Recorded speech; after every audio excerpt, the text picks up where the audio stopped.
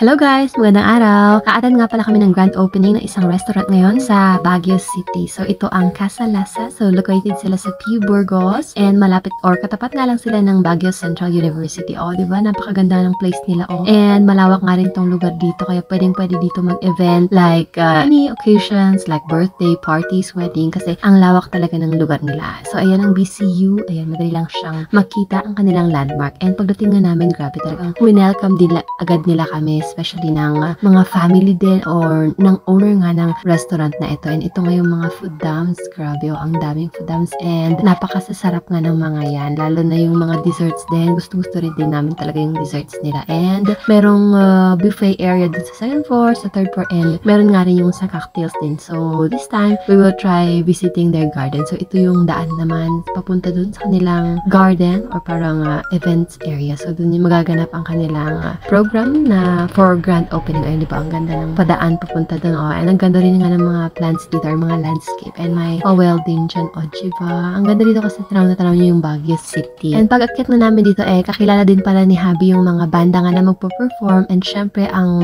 BCU choir, ayan. Choirmate din ni Habi, ang kanilang choir master, si Sir Jomar. O, diba? Nakikompete yan sa internationally from Singapore and nanalo nga sila ng napakaraming awards. Kaya napakaswerte din natin na mapapanood natin sila today. And ayan, marami pang mga ibang guests din na mga Baguio influencers and syempre mga kung ano-ano pang mga artist din. So yun ang ganda dito sa garden nila. Oh, tapos may pabanig dyan, pwede kayong dyang maupo and pwede rin yung standing, meron ding upuan. And bago nga mag-start yung program, ayan, pinakain na muna nila kami and after namin kumain, ayan, si Alicia ding enjoy din yung mga food dumps nila. And after namin kumain, yun, pumunta na rin kami sa taas para nga mapanood yung program. Sayang nga hindi namin napanood yung beginning kasi nataon na kumakain kami. And ayan, may mga iba't ibang banda rin like Deja Vu, David Lasso, and the band. Ayan. And pag dito nga sa taas, ayan, meron silang cocktail area dito. Meron ding mga other pika-pika food there. So yun na nga yung mga try natin dyan. Merong cocktail lang, yung walang liquor. And ayan. So yun,